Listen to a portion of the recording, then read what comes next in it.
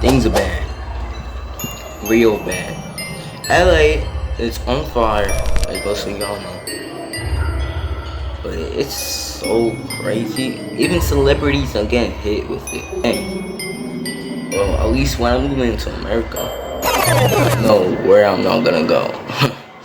Alright, chat. Let's react to LA fires. The different view of the LA wildfires by Corridor Crew. This is a fundraiser, by the way. Hey guys, Nico here. I'm currently at my place. It's day 4 of no electricity. You know, with the LA wildfires happening right now, we thought it'd be interesting to share our story and experience. Plus, with the news footage, it's a lot of images of chaos and flames and burnt houses, and it's really hard to get a sense of space and geography. And we're going to try to fix that with this video. We're going to take a telephoto camera to the top of one of the mountains. We're going to show you the mountains that have been burning, the cities that have been affected, and hopefully give you a bit of a clearer picture and a better understanding of what's actually happening here in Los Angeles. Also, 100% of the ad revenue of this video is going to be donated to charities to support the victims of these wildfires, and I'm going to push you to donate as well. We have links down in the description below. People need your help. All right, let's get to it. As you can see, there's some ashes on the React couch, and I don't know if the white balance of the camera is set accordingly, but there's a yellow cast in the studio. As you guys probably heard, 3 days? Everywhere in the world, there are major wildfires in Los Angeles. It's been hard to get a bird's eye view of what exactly is happening. The news is all over the place with all these different things they're talking about. There's the Palisades fires as well. So we're gonna hop in the car and head out there, not to Altadena specifically, but to a safe spot and see what we can film. Thankfully, no one here has lost a house or anything to the fires. We're the lucky ones. For me, it was Monday, and I started hearing like, oh, there's gonna be a big windstorm tomorrow. And then as we got closer, we got into Tuesday, they're like, oh, this is gonna be the biggest windstorm LA has seen in 15 years. And then I got home, and sure enough, it started being incredibly windy. Yeah. Knocked out the power. I saw a transformer explode in my backyard. That's crazy. Within 2 hours, my power line, specifically to my house, breaks and falls into my yard. The Palisades fire started. The chaos smoke in the studio. But then that night, Clint sends us a text message. He goes, oh shoot, fire just started in Eden Canyon. He was in Eden Canyon right before the fire started. And you can just hear like the trepidation in his voice. Pasadena fires. Shoot. And that has turned into a massive apocalyptic scenario. You know what else is massive? Nah. But Altadena is like right next to where basically we all live. And it's been hard to figure out what has happened to Altadena because it's been covered by a smoke cloud. It seems like there's not a lot of it left, but I don't know. I got a long camera and a tripod on my backpack here. I'm gonna ride an e-bike up a hill and try and chase these guys on their one wheels.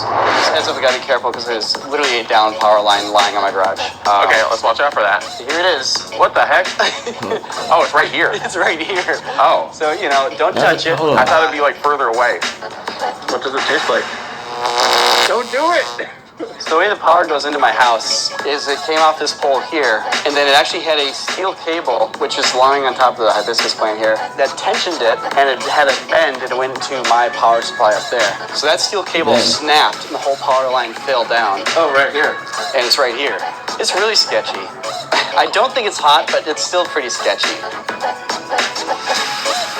That was like I woke up that morning after and it was really smoky and I was like, oh, that's not so bad. And I tried to drop Gideon off at school because it was technically still open. I was like, you know, might as well. Like, we don't have power. I'm there to drop him off and I slow down and there's like no one outside except one greeter. She's like, oh, yeah, sorry, his teacher's not even here yet. I got a text message like an hour later saying all schools are closed. That's when it kind of hit. I was like, oh, here we go. Like, there is... Here, roll down your window neck. This is damage. Whoa. Check this out right here. Dude. Yeah. Crunch. That's a whole tree. That's a very big tree. Oh my god. The tree is like this still. House took a big chunk into the roof here too.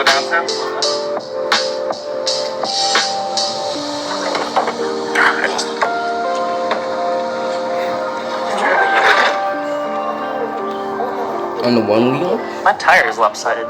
I've always like had this, I guess, philosophy where like, if I can, I'm gonna get my eyes on it. I'm gonna figure it out for myself. I'm gonna be aware of what's going on. You know, we got these wheels. There's a big hill behind my house. I hit up Ren and Alex to see if we wanted to go out and see what was happening. And so the windstorm was going crazy, but on the top of the mountain is clear. We didn't have to worry about any debris, and we went up there. And on that ride up, we saw 3 transformers explode. We saw a whole neighborhood lose power.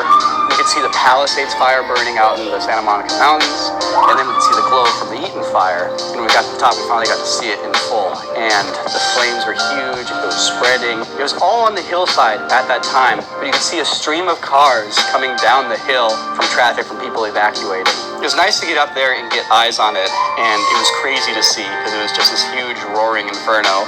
And just wondering, like, is it going to stay in the hills? What's going to happen? So we rode down from the mountain after checking out the fires. The neighborhood we went into, there's no power. It was really eerie going through a whole neighborhood. It was pitch black. You couldn't see anybody. Crazy, as we're going down the street, we see a whole huge tree. One of these huge pines had fallen, and it had thankfully fallen into the street, but just broke all the branches of the other trees that it broke through. We keep going a little further, and we see another huge tree straight across the street, right through a house and a fence, and blocking the street entirely. And it's one of those things where if they had to evacuate, there's no way out of that street. But the wind destruction was crazy because it was almost hurricane level winds. And overnight, that Eaton Canyon fire got huge, and all those sparks and all those embers have gotten blown down into Altadena. And so when we get to the top of the mountain here and show you the geography of it, hopefully we'll see how smoky it is, and we'll see what exactly is burning and what isn't. Hey, what's that tower up there? That tower used to be an old bomb warning system alarm. Yeah, there's a big diesel-powered horn up there that would crank that thing. I'm hoping that from up there we can get a glimpse of what exactly is happening in Altadena.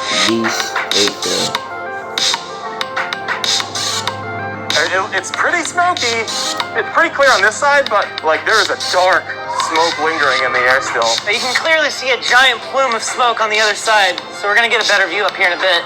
You can see here too, all the dust and sand and gravel has been blown off to the side of the road. This is already pretty ominous. Wow. Whoa, So hazy. pretty smoky. There's actually more visibility than I thought we'd have. It's still pretty hazy. So it looks like most of the fires actually in Altadena are pretty much out now, because the fire is now very heavily up around Mount Wilson and the other side of it. Mount Wilson is up there in the smoke. You can't see it currently. So how many people The reason why died? this is kind of freaking me out, though, and in LA, there's lots of light-colored buildings to deal with, the heat, and you can see there's this circle, like a patch, where you can see the trees and the darkness of all that kind of go up to the mountains, but there's no white within it. There's nothing light in that area there, because obviously, I guess the fire went through there, because you can see, though.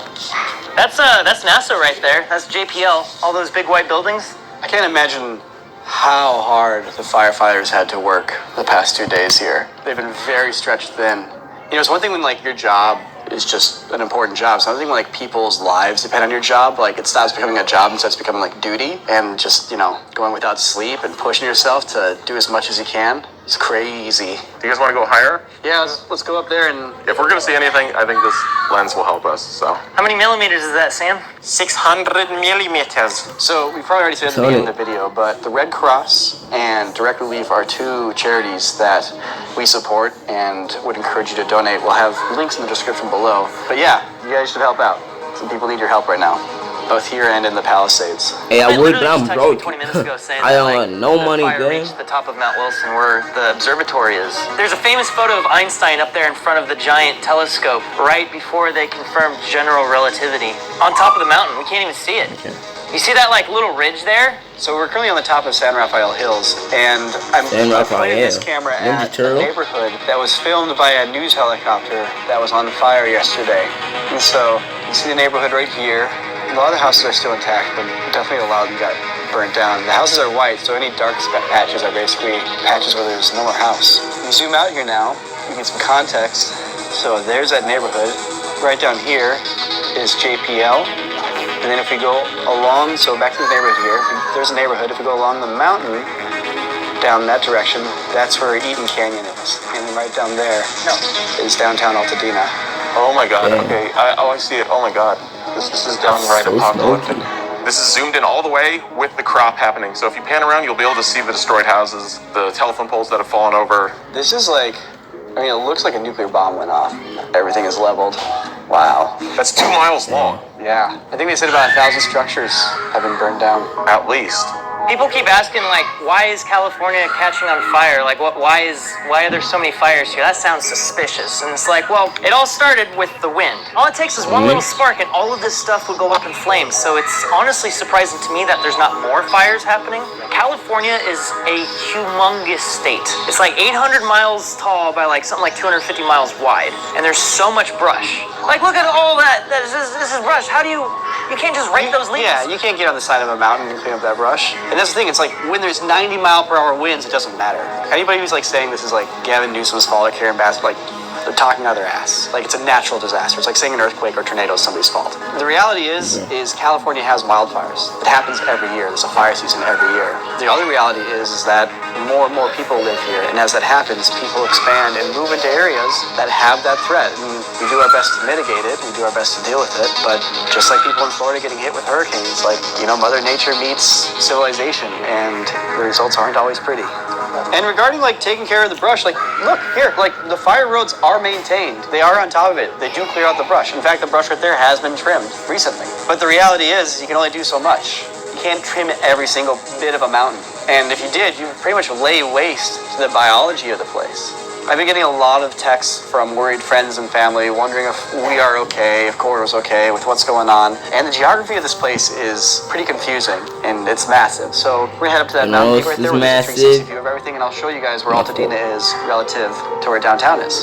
All right, so to give you a sense of the geography of everything here, that's Altadena down there that's been mostly burned out. And there's the Mount Wilson and stuff up there. And if we pan over here, downtown Los Angeles is right on the other side of those mountains, probably by about 13 miles. Right down there is Glendale. And on the other side of Glendale there, you can kind of see a faint mountain. That's the Griffith Park right there. And on the other side of Griffith Park, right on the top, is the Hollywood sign. So the Sunset Fire was actually right down there by a little ways. And that's where that happened. Over there is Mount Verdugo, where we tend to ride. Oh, and of course, way out west there is the Palisades, by about 30 miles or so, 35 miles. That's all the way to the coast. And that's the geography of it all. It shows you y'all should always stay safe. I forgot to mention Pasadena, right down there.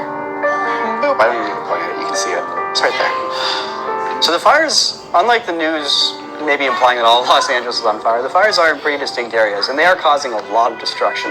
A lot of people are really hurting right now. We at Corridor are really fortunate that no one's lost their house. We only have to deal with some smoke and power outages and that kind of stuff. If you can help out, consider helping out. We have links down below for the different charities that we're supporting here, and we'll be donating the ad revenue for this video as well. Go outside and directly help a neighbor with something too, you know, make a difference. Yeah, if you're in LA, good luck. I hope you make it through all the smoke all right. I hope you make it through all the power outages and ashes all right. And hopefully this video gave you a little more perspective, at least with what's going on, gave you our perspective, you know, a little bit of a bird's eye view here. We'll be returning to our regularly scheduled videos as we get into the rest of January here. So since all the ad revenue is going to charity from this video, the longer the video, the more ads that play. Our favorite ride in Los Angeles happens to be on this range, so we're just going to play it for you unedited on the way down.